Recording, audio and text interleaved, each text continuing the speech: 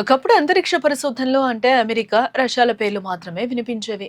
ప్రపంచంలోనే అత్యంత ప్రఖ్యాతిగాంచిన అంతరిక్ష పరిశోధన సంస్థ నాసా. అలాంటి నాసా ఇప్పుడు భారత్ వైపు చూస్తోంది. అంతరిక్ష అన్వేషణలో సూపర్ పవర్ అనిపించుకున్న అమెరికా ఇప్పుడు మన ఇస్రో సాయాన్ని బహిరంగంగా కోరుతోంది. భారత్ వేసిన బాటలోనే నడవడానికి సిద్ధమవుతోంది. చారిత్రాత్మక మూన్ మిషన్ ప్రాజెక్ట్ లో భారత్ ను కీలక భాగస్వామిగా ఆహ్వానించింది. బెంగళూరు వేదికగా ఆగస్టు 5, 6 తేదీలో ఒక కీలక సమావేశమే జరిగింది. Bharat, America civil space joint working group ప్రతినిధులు ఇందులో పాల్గొన్నారు. ఈ సమావేశంలో నాసా ప్రతినిధులు ఒక సంచలన ప్రతిపాదన ముందుకు తెచ్చారు. చంద్రుడిపై నిర్మించబోయే మూన్ బేస్ కార్యక్రమంలో ఇస్రో భాగస్వామి కావాలని అధికారికంగా ఆహ్వానించారు. చంద్రుడిపై మానవులు నివసించేలా ఒక శాశ్వత స్థావరాన్ని ఏర్పాటు చేయాలని భావిస్తోంది. వ్యోమగాములు అక్కడ ఉంటూనే పరిశోధనలు కొనసాగించాలి. అందుకోసం మానవరహిత, మానవ సహిత మిషన్లను దశల వారీగా పంపేందుకు నాసా ప్లాన్ చేస్తోంది. ఈ మూన్ బేస్ ప్రాజెక్టును విజయవంతం చేయడానికి అత్యంత అనుభవజ్ఞుడైన భాగస్వామి కావాలి. అందుకే నాసా దృష్టి మన ఇస్రోపై పడింది. చంద్రుడి దక్షిణ ధ్రువం అత్యంత సంక్లిష్టమైన ప్రాంతం. అక్కడ శాశ్వతంగా చీకటిగా ఉండే కుహరాల్లో మంచు రూపంలో నీరుందని శాస్త్రవేత్తలు భావిస్తూ ఉన్నారు. ఆ నీటిని తాగడానికి ఉపయోగించవచ్చు, ఆక్సిజన్ గా మార్చుకోవచ్చు, చివరికి రాకెట్ ఇంధనంగా కూడా తయారు చేయొచ్చు. భవిష్యత్తులో అంగారకుడిపైకి మానవ యాత్రలు చేపట్టడానికి చంద్రుడి దక్షిణ ధ్రువాన్ని ఒక కీలక లాంచ్ ప్యాడ్ గా మార్చుకోవాలన్నది నాసా వ్యూహం. ఇక్కడే భారత్ ప్రపంచానికి దారి చూపించింది. చంద్రుడి దక్షిణ ధ్రువానికి సమీపంలో విజయవంతంగా సాఫ్ట్ ల్యాండింగ్ చేసిన తొలి దేశంగా మన భారతదేశం చరిత్ర సృష్టించింది. 2023 ఆగస్టులో ఇస్రో పంపిన చంద్రయాన్-3 విజయం ప్రపంచ అంతరిక్ష రంగాన్నే విస్తుబోయేలా చేసింది.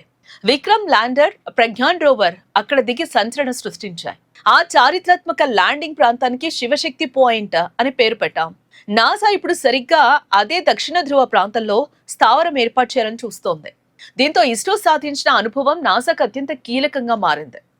ఈ ద్వైపాక్షిక సహకారం ఇప్పటికిప్పుడు ప్రారంభమైందేం కాదు.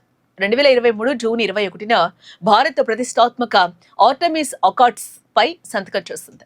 అంతరిక్షంలో శాంతియుత, పారదర్శక, సుస్థిర పరిశోధనలు చేయడానికి ఈ ఒప్పందం మార్గదర్శకంగా నిలుస్తోంది. ఆ ఒప్పందానికి కొనసాగింపుగానే నాసా ఇప్పుడు భారత్ ను మూన్ బేస్ ప్రాజెక్ట్ లోకి ఆహ్వానించింది.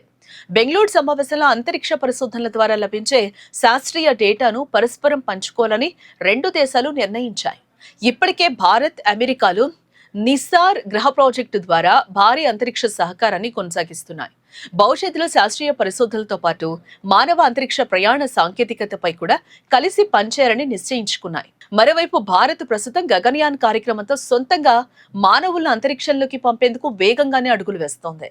స్పేస్ విజన్ 2047 పేరుతో సొంతంగా అంతరిక్ష కేంద్రం ఏర్పాటు, చంద్రుడిపై మానవ కార్యకలాపాలు వంటి భారీ లక్ష్యాలను ఇస్రో నిర్దేశించుకుంది. ఈ కీలక సమయంలో నాసా నుంచి వచ్చిన ఆహ్వానం ఇస్రోకు ఒక అద్భుతమైన అవకాశం. గ్లోబల్ స్పేస్ రేస్ లో భారత్ స్థానాన్ని ఇది శిఖరాగ్రాన నిలబెడుతుంది. ఒకప్పుడు అంతరిక్ష సాంకేతికత కోసం ఇతర దేశాల సహాయం కోరిన భారతదేశం ఈ రోజు ప్రపంచ సూపర్ పవర్ నాసాకే దిశానిర్దేశం చేసే స్థాయికి ఎదిగింది. భారత్ వేసిన అడుగుల వెంబడే నాసా తన చంద్రయానాన్ని ముందుకు తీసుకెళ్తోంది.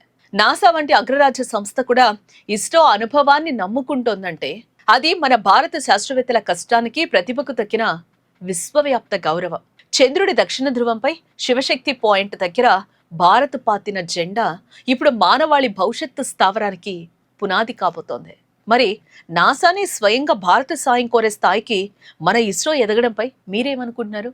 భవిష్యత్తులో మన భారతదేశం ప్రపంచంలోనే నెంబర్ 1 స్పేస్ సూపర్ పవర్ గా అవతరిస్తుందని మీరు భావిస్తున్నారా? అయితే తప్పకుండా కామెంట్ చేయండి. ఇలాంటి ఇంట్రెస్టింగ్ వీడియోస్ కోసం తప్పకుండా వేద టీవీ న్యూస్ ని సబ్స్క్రైబ్ చేయండి.